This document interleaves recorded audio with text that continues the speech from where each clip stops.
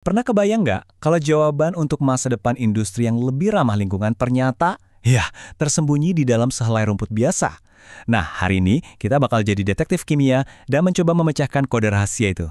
Ini bukan sekedar pertanyaan iseng loh, justru ini adalah misteri yang mendorong para ilmuwan buat menyelidiki salah satu bahan yang paling melimpah, tapi sekaligus paling keras kepala di planet kita. Oke, pertama-tama kita perlu kenalan dulu sama dua karakter utama dalam cerita kita kali ini. Sejenis rumput yang super istimewa dan ya, lem super kuat yang ada di dalamnya. Kenalan dulu yuk, ini namanya Penicetum sinese. Ini bukan rumput sembarangan. Bayangin aja, rumput ini bisa dipanen 3-4 kali dalam setahun. Potensinya sebagai sumber energi terbarukan itu luar biasa. Tapi, ada satu penjahat super tangguh yang bersembunyi di dalamnya. Nah, ini dia penjahat kita, namanya lignin. Dialah yang bikin tanaman jadi kaku dan kokoh. Anggap aja lignin ini kayak kerangka baja di dalam gedung pencakar langit. Kuat banget, rumit banget, dan susah banget buat dibongkar. Dan kalau kita zoom in, nah ini dia nih para tersangka utamanya. Ini adalah berbagai jenis sambungan kimia yang mengunci lignin jadi satu kesatuan.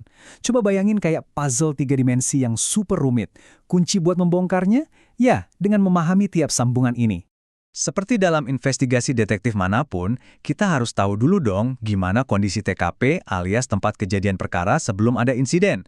Jadi, kita perlu lihat cetak biru asli dari lignin sebelum diapa-apain. Untuk mendapatkan sidik jari asli dari lignin, para ilmuwan pakai metode khusus buat mengekstraknya dengan super hati-hati. Hasilnya disebut EML.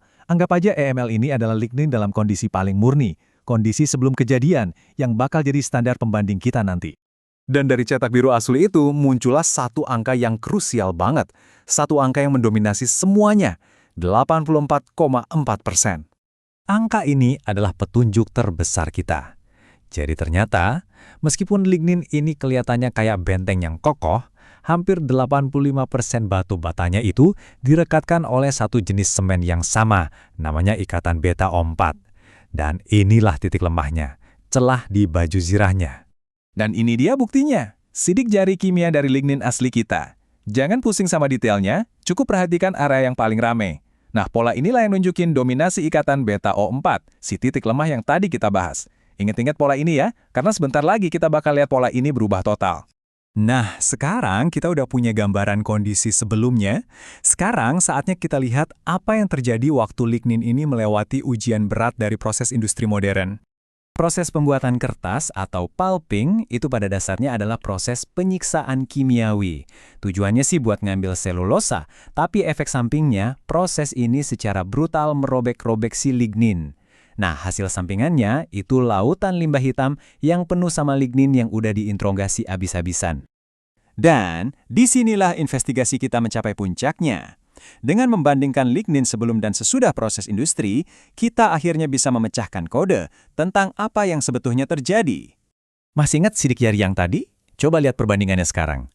Yang kiri itu sebelum, yang kanan itu sesudah. Polanya hancur. Beberapa sinyal hilang, terutama sinyal dari titik lemah kita, sementara sinyal-sinyal baru yang lebih kuat malah muncul. Ini bukti visual yang jelas banget kalau lignin udah dirombak total. Tabel ini benar-benar memperjelas semuanya. Coba lihat, baris pertama, ikatan beta O4 aksen, si titik lemah itu anjlok dari 84,4% jadi cuma 35,1%. Sementara itu, ikatan lain yang lebih tahan banting, kayak beta-beta aksen dan beta-5 aksen, malah melonjak drastis. Strukturnya benar-benar dirombak total. Para penelitinya sendiri menyimpulkannya dengan sempurna.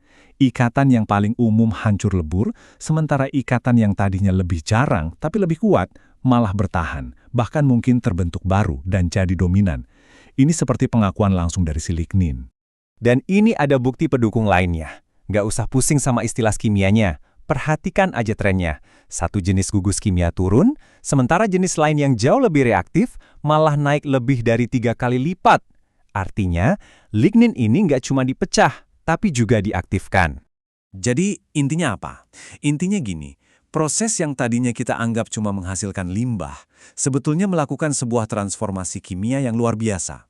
Proses ini mengambil struktur yang kaku, menghancurkan tulang punggungnya, dan mengubahnya jadi sesuatu yang siap untuk bereaksi, siap untuk dimanfaatkan. Oke, misterinya udah terpecahkan.